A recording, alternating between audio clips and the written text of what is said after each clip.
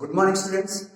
Today we are going to discuss regarding the first unit, vector analysis.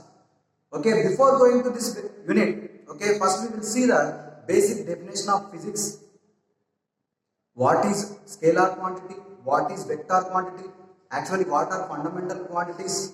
Okay, the basic, what we can say, the basic things in the physics. Okay, so some of the definitions are very important.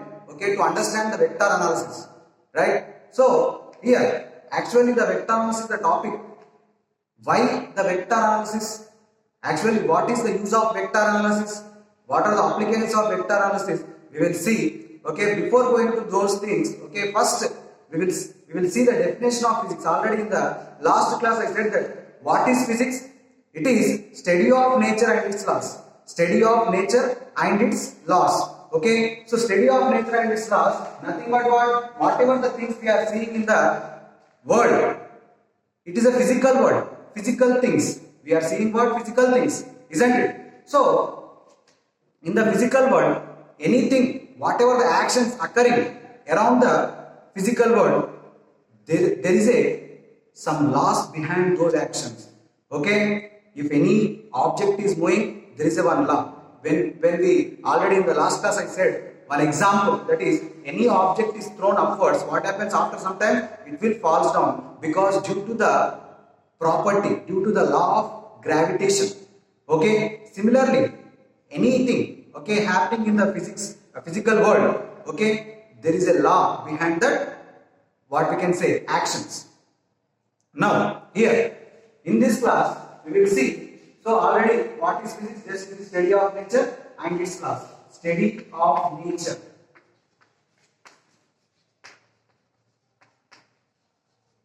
And its laws. Okay, next we are going to the in physical world. Okay, in physical world. For example, if I will give one example here, which is heavier, a rabbit or what we can say, elephant. Which is heavier? Which is having more weight, rabbit or elephant?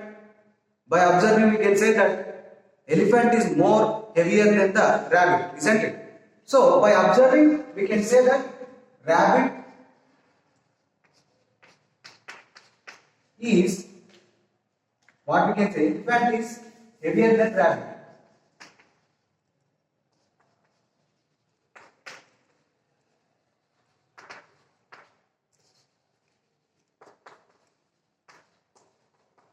Isn't elephant is heavier than rabbit? By observing we are saying.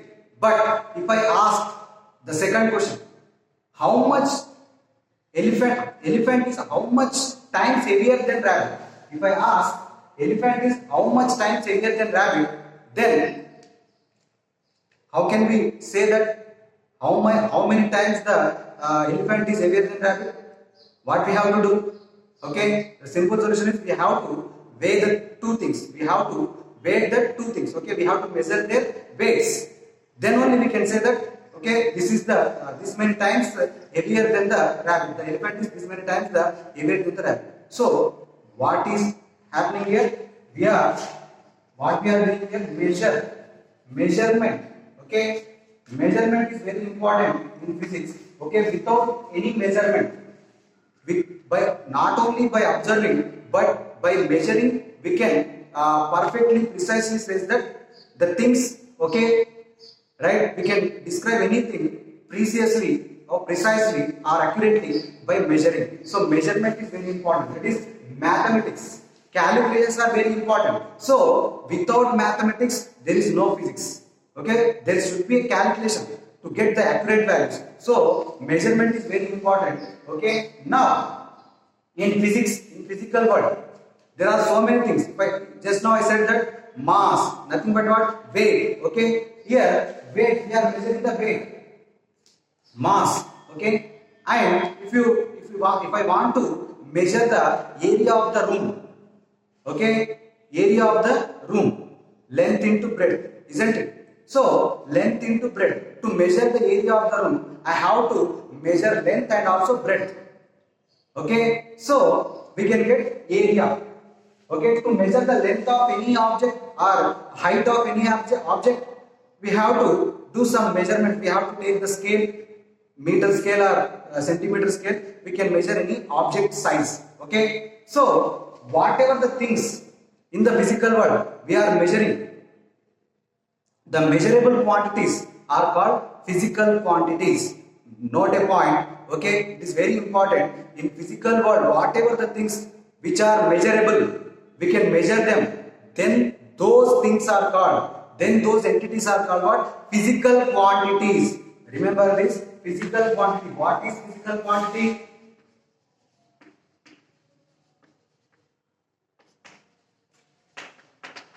What is physical quantity? Measurable quantities. Measurable quantities. Measurable quantities are physical quantities. Okay? Measurable quantities are physical quantities. Isn't it? So, whatever the things, it may be take mass, for example, mass, okay, length, and time also we can measure. Okay, this mass, length, time are called physical quantities, and also they are called fundamental quantities. These are the basics of physics. Okay, mass, length, time are fundamental quantities. These are the physical quantities, and also they are fundamental main quantities. Okay, from this we can derive so many other quantities. They are called derived quantities. Already in the first year, intermediate first year, you learned all these things. Derived quantities. So the things which are derived from these basic fundamental quantities are called derived quantities. Example, velocity. For example, velocity. What is velocity? Displacement by time, or displacement by time. Okay, so displacement by time, velocity is nothing but what? Displacement by time.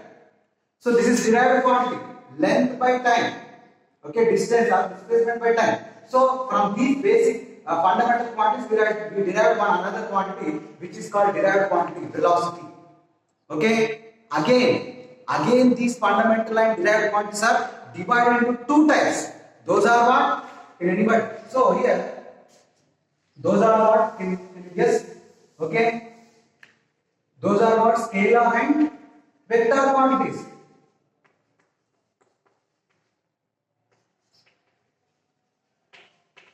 Okay. So here in this world, the things which are measurable are called physical quantities, and these physical quantities are divided into fundamental and derived quantities, and these fundamental and derived quantities are again divided into scalar quantities and vector quantities. Simple. Okay, so entirely now we just slowly we are entering into our vector analysis. See, measurable quantities, okay, are divided into fundamental and derived quantities. Again these are divided into scalar and vector quantities. Now we got the term vector and scalar. Okay, so these are the some basics of basic definition. And see, these are the basic things of vector analysis. Okay, in the next class we will see what is scalar quantity, what is vector quantity, and what is scalar field and what is vector field. Okay, so thank you one and all. We will see. And one thing, whatever the class you listened, okay, just make some important points from this class, from this video, and send to me by the evening. Okay, thank you.